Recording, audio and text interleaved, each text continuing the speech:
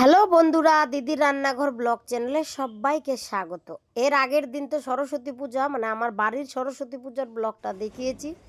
তো আজ দেখাচ্ছি আমার বাড়ির একদম সামনে যে ক্লাবের পুজোটা হয় সেই সরস্বতী পূজাটা কেমন হয়েছে, কিভাবে কেটেছে তার উপর ব্লগ। সম্পূর্ণ ভিডিওটা দেখতে থাকো, আশা করি তোমাদের ভীষণ ভালো লাগবে। বাড়ির পুজো শেষ করে চলে আসলাম ক্লাবে। এই যে দেখো ক্লাবের পুজো হচ্ছে এখানটায়। অন্য বছর প্রতি বছর কিন্তু আমরা এই ক্লাবেই হচ্ছে সবাই মিলে পুজো করি। এটা একদম আমার বাড়ির সামনের বটতলায়। তো সকলেই দেখো পূজা করছে এক মনে, ছাত্রছাত্রী ক্লাবের সবাই এবং আশেপাশে গ্রাম প্রতিবেশী যার যা ইচ্ছা সবাই দেখো এখানে এক মনে পূজা করছে। পূজা তো হয়ে গেল, সন্ধ্যাবেলায় একটা ছোট্ট অনুষ্ঠানের আয়োজন করা হয়েছে আমাদের গ্রামের কচি কাচাদের নিয়ে। দেখো ফাইনালি অনুষ্ঠান শুরু হয়ে গেছে। হচ্ছে জল ডাঙা প্রতিযোগিতা। জল বললে হচ্ছে নিচে যেতে হবে, ডাঙা বললে এই ম্যাটটার উপরে আসতে হবে। তো দেখতেই পাচ্ছ এখানে ছোট ছোট ভাই বোনেরা, আমার ছোট ভাস্তিও কিন্তু অংশগ্রহণ করেছে। দেখা যাক কেমন খেলছে। ঠিক আছে, ডাঙায় লাফতে চলে যাওয়া।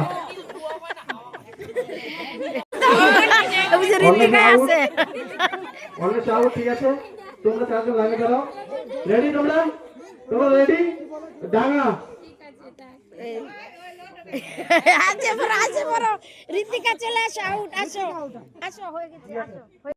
এখন হচ্ছে সেকেন্ড রাউন্ড।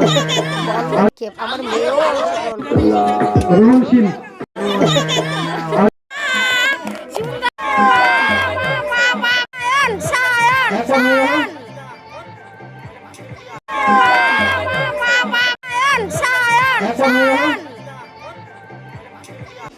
এবার থাকছে বড়দের মায়েদের মোমবাতি প্রজ্বলন প্রতিযোগিতা। এখানে মা বোনেদের আর কি।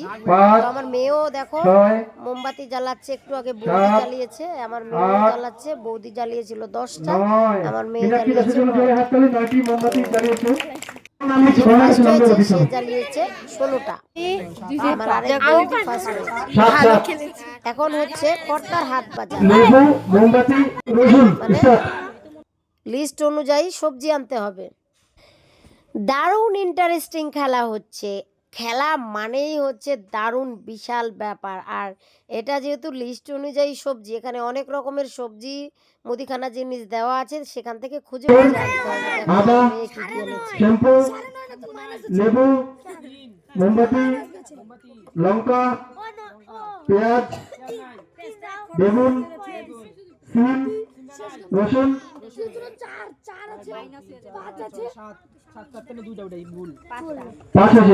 এইরকম করেই আর কি 10টা পর্যন্ত অনুষ্ঠান চলছিল।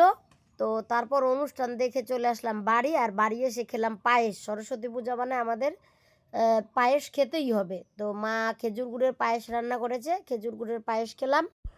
মেয়ে তো প্রতিযোগিতায় অংশগ্রহণ করতে পেরে দারুণ খুশি। তো সব মিলিয়ে এইভাবেই কাটলো সরস্বতী পূজার দিন। পরের দিন সকালে হলো বিসর্জনের পালা। তো সেই জন্য সকালবেলা কিন্তু স্নান সেরে ঠাকুরকে পুজো দিয়েছে আমার মেয়ে। এখন আমরা বিসর্জন করব। এই যে ভাগনা ভাগ্নি মেয়ে সকলে মিলেই ঠাকুরকে আবারও উলুধ্বনি করে এখন বিসর্জন করতে যাব।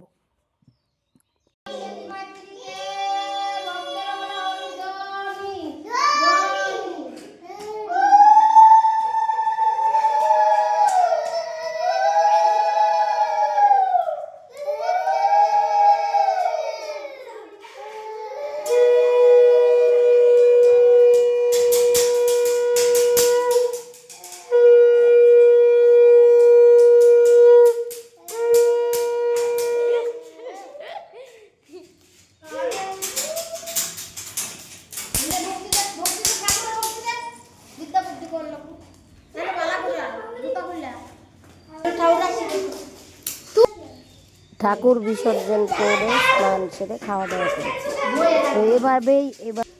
তো এভাবেই সরস্বতী পুজোর দিনটা এবার পালন করেছি। কেমন লেগেছে আজকের ব্লগটা অবশ্যই তোমরা কমেন্টে জানিও। ভালো লাগলে চ্যানেলটাকে সাবস্ক্রাইব করে পাশে থেকে নতুন নতুন ভিডিও দেখা হচ্ছে পরের ব্লগে। ততক্ষণের জন্য টাটা। আর সরস্বতী মায়ের কাছে আবেদন রইল সকলকেই বিদ্যা বুদ্ধি দিক, সকলেই সুস্থ থাকুক, ভালো থাকুক।